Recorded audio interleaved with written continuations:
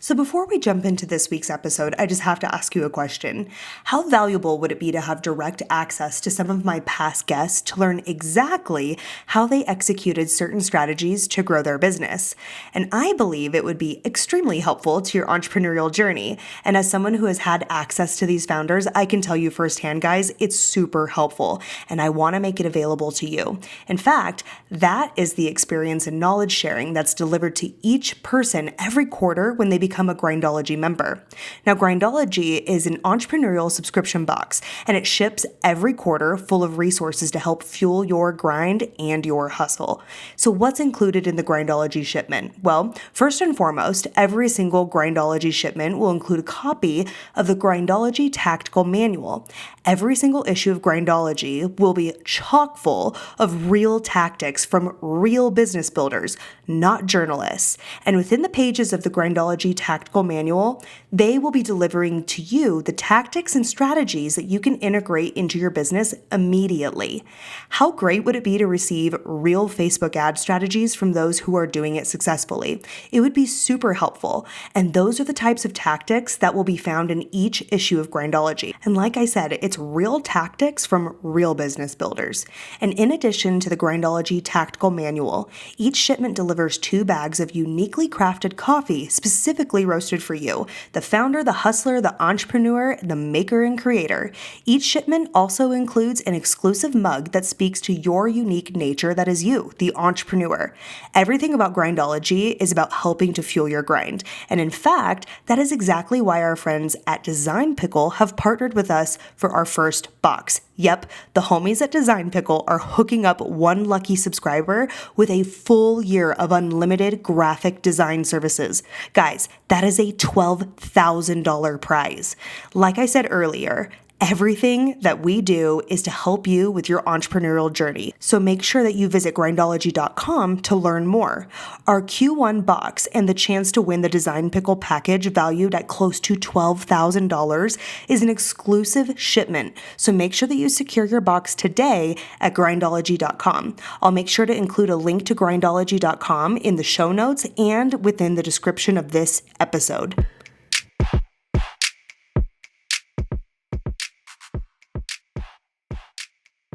Well, welcome back to another episode of the Financially Free Journey podcast, and I am your host, Courtney Dyer. Today, I have a very special guest. I love these guest episodes, by the way.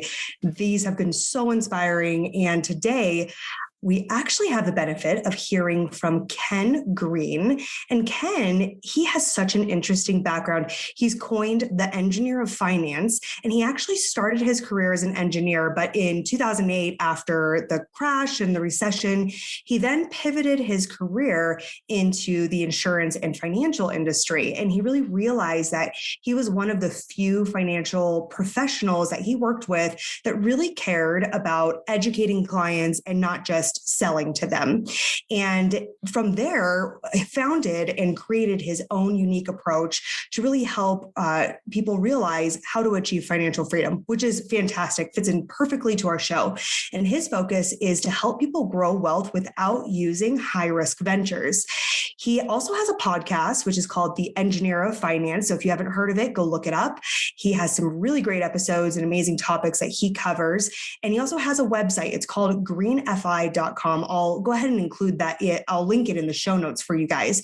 And he's been featured in things like Forbes, MSN Money, and Vox, which is just fantastic. So he's acclaimed, he's been awarded, and really his approach is really not having to use traditional banking and products that people think of to be able to build your wealth for retirement. So without further ado, let's welcome Ken. Ken, welcome to the program. Well, welcome, Ken. How are you doing today? I'm doing great. Thanks for having me on the show. Well, thanks for coming on. It's so great to have a fellow podcast host come onto the show and we can nerd out together about finances and all things money. I was just talking to Ken before we started recording and telling him I was just listening to his podcast that I had just mentioned to you guys. And I love the topics. He was talking about healthcare and he made it interesting, guys. So if that tells you anything, he is a great host. So definitely go check it out when you have a chance after listening to this episode, go subscribe. So, okay, Ken, I just told the listeners about your background. You started out in engineering and then did like a complete 180 switch to going into finance. And so I am a little interested to dig in deeper. Why finance from engineering? What made you make that switch? Well, I had to. I was all land development stopped. I have an electrical engineering degree, civil engineering degree, minored in mechanical, and got my PE licenses. Loved development, loved education. Loved what I did. I was getting paid to do what I loved. That's always good. And then it all stopped. Public works projects, land development, and then I'm on the corner saying I'll engineer for food. It's really fun. My family's out here. My now wife, but it was a serious relationship back then. We're dating. I just love the Reno Tahoe area. Didn't want to leave. And I'm like, what can I do to survive? So the first time in my life, I actually took a job or actually started a career for the money to survive. And that's how I got in the insurance and financial industry. And I was always fascinated by finances and the stock market. I always felt like there's a different way to play the game than what was being pushed. But that's how I got into it. And I hated it. And actually, to this day, I still struggle and hate the financial insurance industry, but I love my clients. And I'm just naturally contrarian, and I found that I'm really good at it. I really love the relationships I have with the people I serve, and it's just fun playing the game differently, doing it differently. And I always say, don't get a job for the money, but it was to survive, and it's amazing what you're willing to do to survive. It's true. Industry. Well, it started out for the moolah, right? To get that paycheck, but then it turned into a passion. Yeah, like I couldn't depend on it.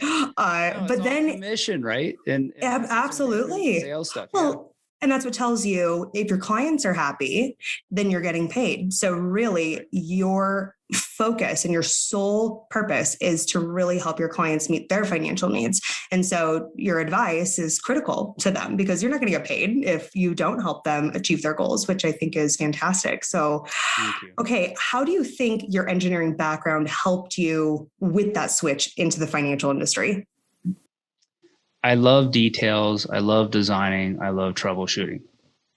And there's too many people in the financial and insurance industry. They're just the ones that have succeeded, very hardworking. I've watched it. I've been in this industry since the end of 2008.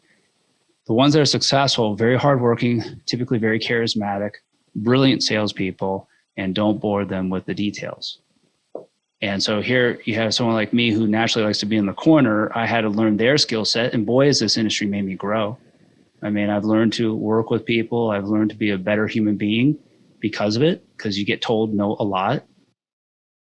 Absolutely. Told, back then if someone talked down to me, not so good for me. I didn't like it. Now it's like, it's just, I'm indifferent. And, but where it's really come in, I think is very valuable for me, my family, and my clients I represent, is I really like the details. I love troubleshooting, and I love creating the perfect financial strategy for what resonates for my clients. And there's a lot of different personalities, and working within what's ideal. I'm very education focused too. I really like the education. I like my listeners, I like my clients to own the answer. And I think the more and more you empower them and teach them the details, show them how the game's played, I think that's my skill set. And also too, the financial industry hates engineers, hates accountants and CPAs. We ask way too many questions. A lot of questions. A lot of financial advisors I meet here, and there's a lot of good advisors out there. I always just joke it's the 99% that make the 1% look bad. And but there's a lot of good people in the industry. And but they're fascinating. It's like, my gosh, the majority of your clients are engineers. I hate dealing with engineers. That's perfect. Like, I love them. Send them my way. And yeah, it's very typical. Like attracts like. And when I first got in the industry, I literally had engineers coming to my office just fascinated that I was an engineer helping people with insurance and finances. Like, it was fascinating to them. It's like, why would you leave engineering to do this? And but it was me who's, especially back then, I was a marketing idiot. But just naturally wanting to treat everyone like I want to be treated. And I can be pretty high maintenance, answering everyone's questions, empowering them, and troubleshooting and going into the details. Naturally, that's who was coming to see me. And you're accountable. You say you do what you say you're going to do. And it's just amazing how that right there distinguishes you from a lot of the competition. Well, you brought up a really good point that I want to touch on a little further. You mentioned that you like to focus on educating your clients. And something that I've heard from lots of listeners, I've probably received over 100 emails with this specific anecdote or question is, I want to better myself with my finances, but I'm really intimidated when I go and I talk to a financial advisor or someone who is a professional in the industry, because a lot of the information that they're just throwing at me, like regurgitating at me, I don't understand what they're talking about. And then I feel stupid to ask questions and let them, like, I don't know what you mean when you say diversification. And so a lot of people get stuck not progressing because they feel intimidated and scared to ask those questions to clarify what they need to do to be successful. And so the fact that you love educating your clients is something that I would say for the listeners, they need to really dig into when they're meeting with a financial professional, because you need to make sure that your advisor or your coach, whoever you're meeting with, that they are willing to sit down, answer the questions that you may deem as dumb, but no question is dumb, right? I mean, that's how people grow. I would argue that I think a lot of advisors just use fancy terms to actually intimidate their prospective client or potential new client. And I think in many ways it's meant to be intimidating. And and I understand that finance is a big deal. We work so hard to build up the money, and now we're going to trust that over. And also, it's also intimidating, is especially the process that I put clients through is you're getting cut open like a fish. I mean, some people, really wealthy clients don't want you to know how wealthy they are, right? They don't want the neighbor to know. And, but then also others are embarrassed because they've made mistakes and they don't want to reveal that. And quite often the way I just take that away is here I was, electrical engineer, licensed civil engineer, professional engineer, licensed in Nevada and California, which pretty much once you have California, you have reciprocity across all the states. And it's like, hey, I thought I was so smart with money, I lost it all, right? That's how I got in the industry. I just got my butt handed to me. I thought I was so smart with money, and I had it all wrong. And I didn't have the mentorship or the right financial advisors in place.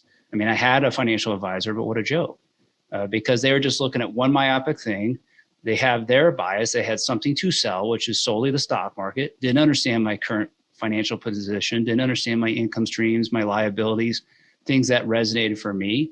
They just said, hey, put X amount into the stock market. And when I was like, my gosh, you want me at 22, you want me to put all this money in and I'm going to wait till I'm 60? That's outrageous. I'm going to be dead before I hit 40. It's like, oh, trust me, Ken, just go do it. And I did, right? Because he's a financial advisor. He must know so much. And so I think what happens, what I like to do is, sure, I want to dump 8 years of my brain into my first meeting. That used to be a real problem. Years ago, I'm having 3-4 hour meetings with clients, and that just is overwhelming.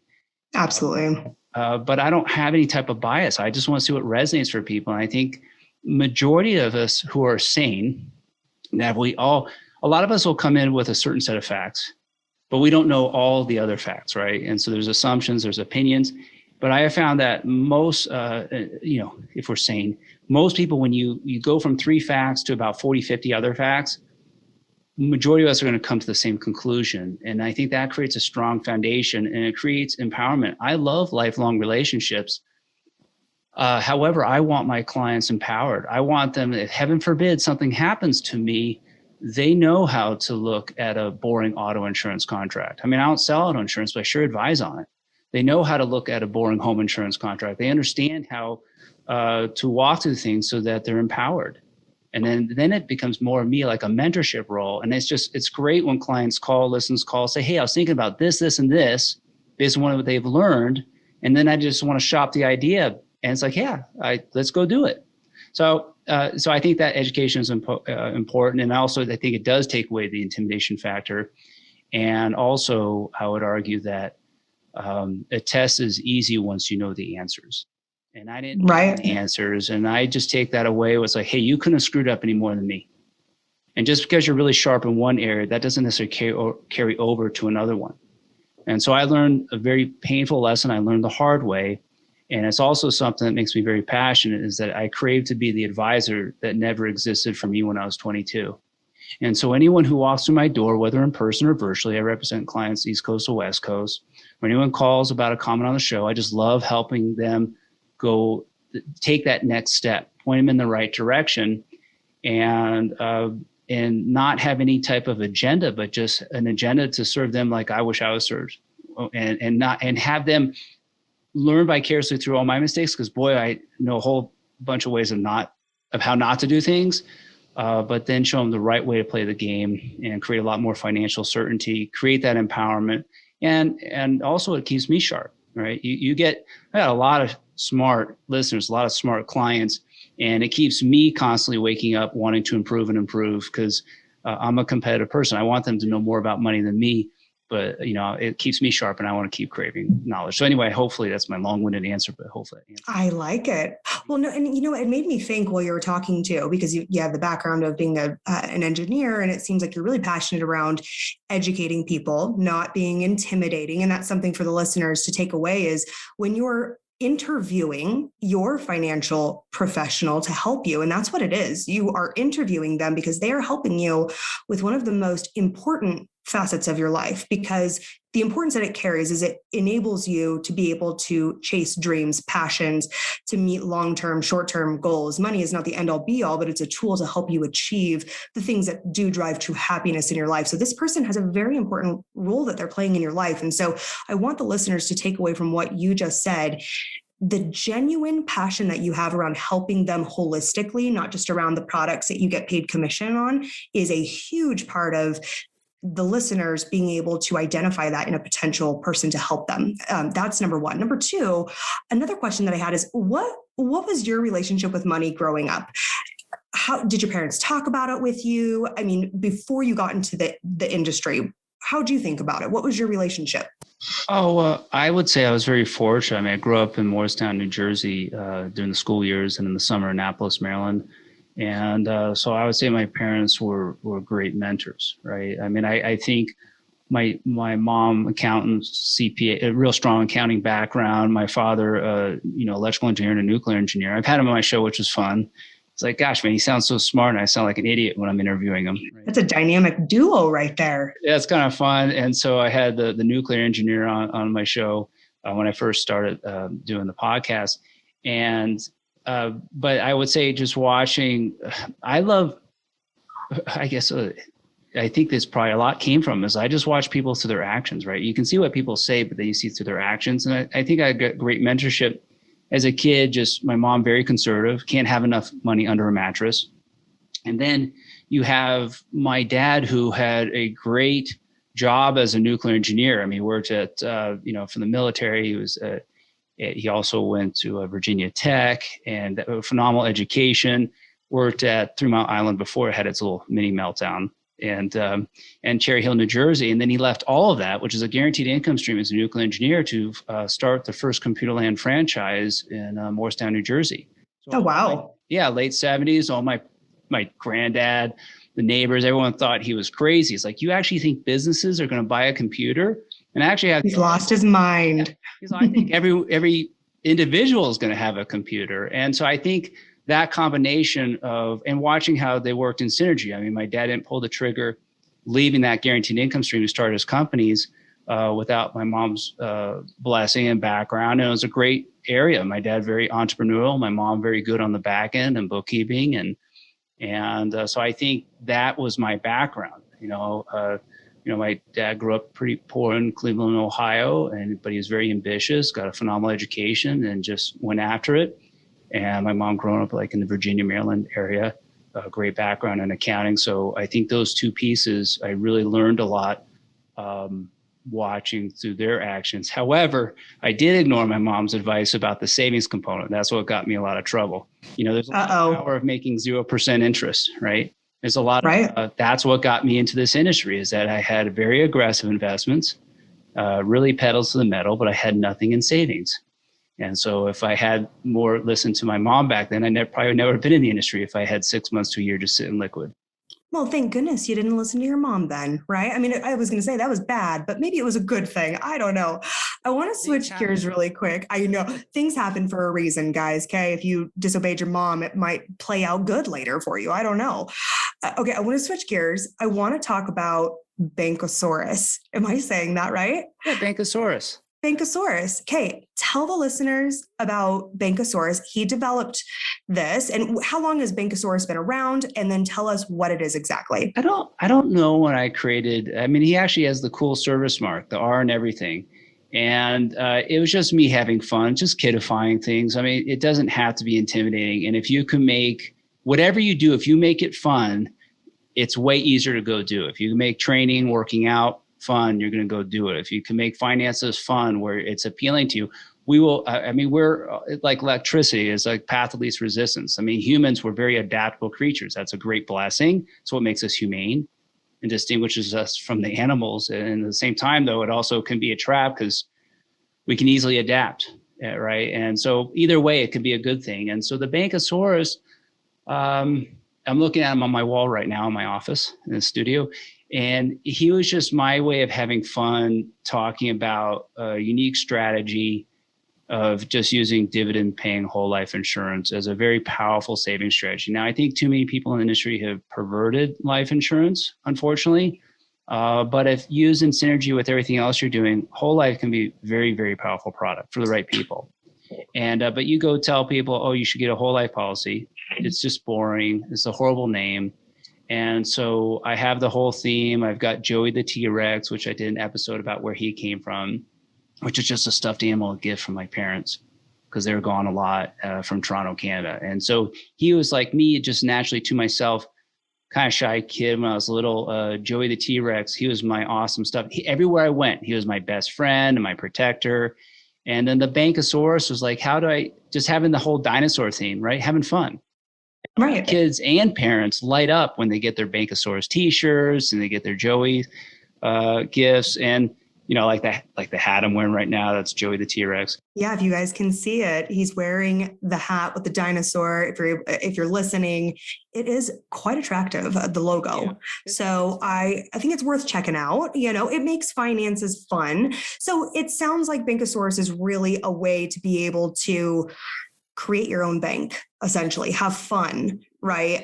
Create passive streams of income through dividend paying whole life insurance. Dividend paying whole life insurance. And I predominantly just work with mutual carriers. I think there's an advantage to it long-term for clients. And so it was something that was very fascinating to me. I'm the only reason why I'm in the industry today is because of a book from a person I admire and mentor that was in his back shelf, and it was Become Your Own Banker by Nelson Nash. And I was like, man, I've seen that somewhere before. And he gave me the book. I couldn't put it down. There's a whole story to that. And I was like, gosh, man, Nelson Nash, other people mentored me. I met him numerous times, and I was like, studied it for 9-10 months. I mean, and I'm talking about study. I really studied it.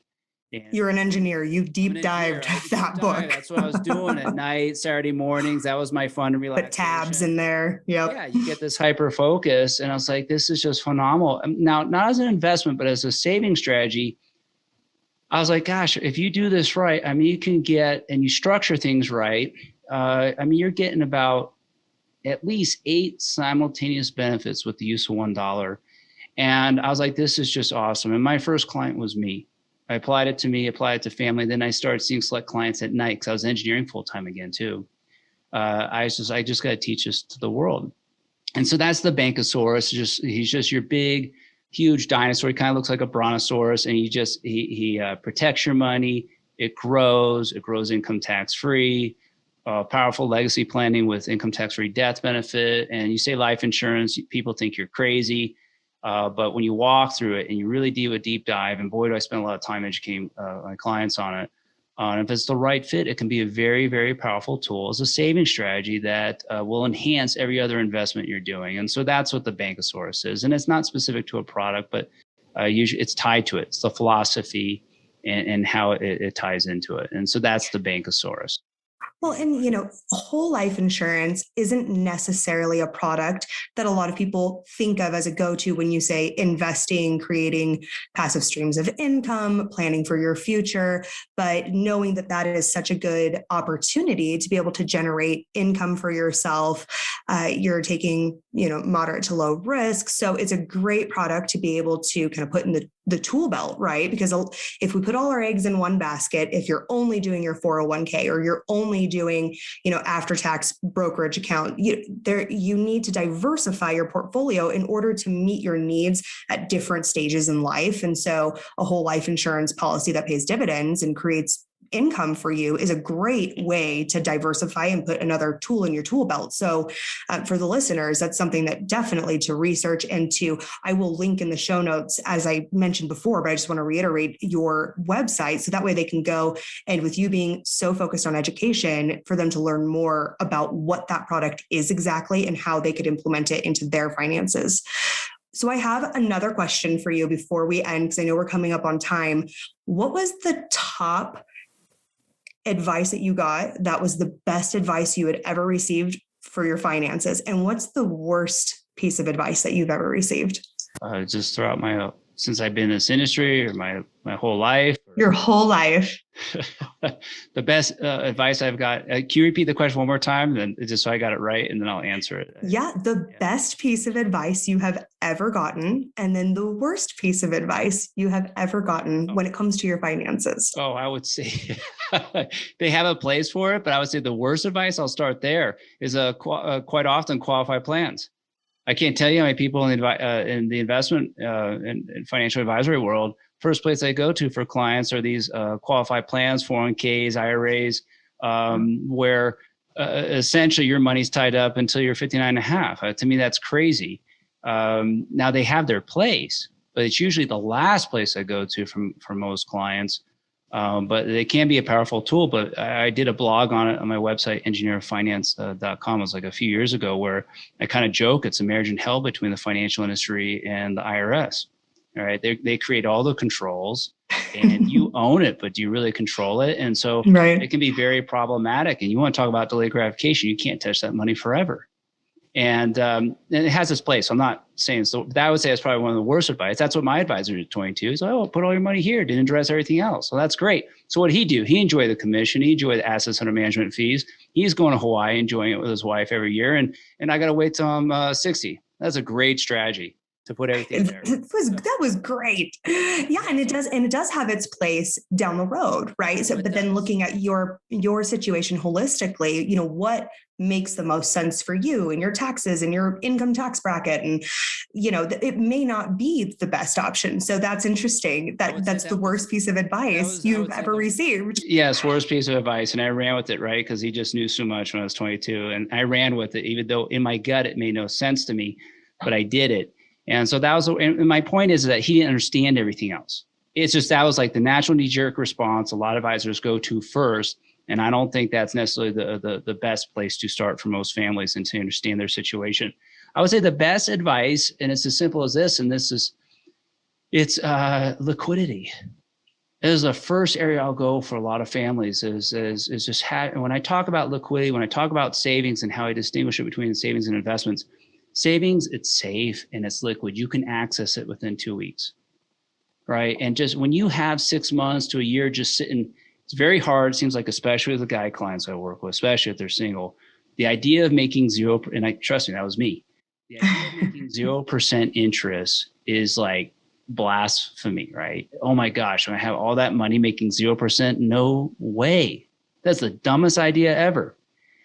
But the reality is, when you have that kind of money sitting liquid and you can access it, whether it's just under a mattress, in your safe, in a savings or a checking account, in your ofsaurus with a whole bunch of cash value, where you've got control, you got liquidity, you've got use, you got equity, you can get at that money within, seconds with our smartphones, right? With the banks, or within a week or so. That kind of liquidity that's safe, boy, does that create a lot of options. Say you lose your job like I did, you lose your 6-figure income, you can't pay your mortgage bill. Well, if you got, 6 months to a year's worth of your expenses sitting liquid in a boring savings account, making nothing in interest, you can pay that mortgage a long, long time. Yeah, it definitely has its place. Like you said, you don't want to say, everything goes in your 401k, the extremes, right? Everything goes in my brokerage account. You have to make sure, again, diversifying your assets, making sure you're covered for, short-term, midterm emergency needs. Like you said, that would have been really nice if instead of throwing everything into the 401k, that you had some liquidity available to you.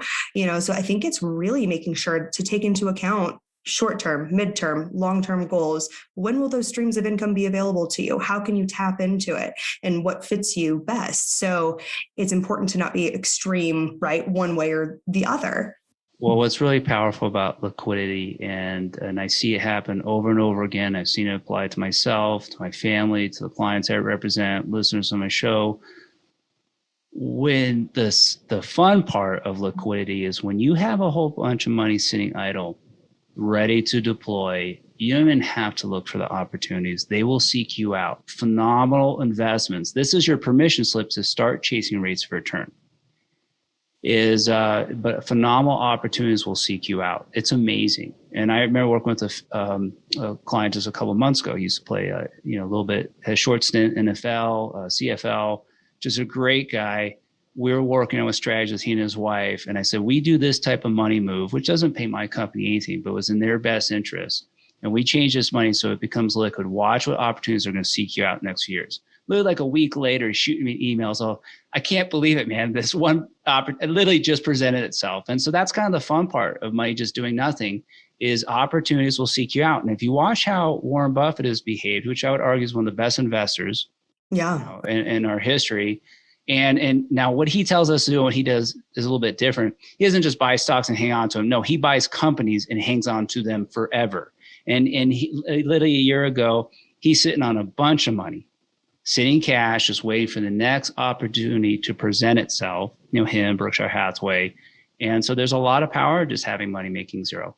And the opportunities will seek you out. You don't have to pick up the phone and look for it, right? It'll find you. So that would be the best advice and the worst advice.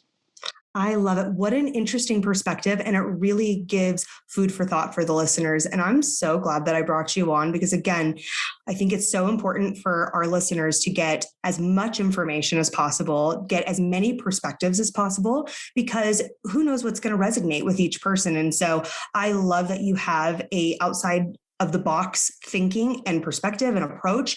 And so I mentioned your website earlier, but will you reiterate where the listeners can find you? Oh, yeah. Best way to find me. I mean, two venues, right? I have Greene FI with an E. It's GREENEFI.com, which you can tell I'm a marketing idiot because half the nation forgets the E. So, but then also another way to find me is just engineeroffinance.com. Perfect. The Engineer of Finance and my show, the Engineer of Finance podcast. It's a fun show. It's something that I started because I was absolutely terrified a few years ago. I was like, what scares me the most? And while getting behind a microphone, I was like, well, I better do it. Yeah, let's get really big on this one. Let's make it a podcast. Or do that. Yeah, make it my full-time passion.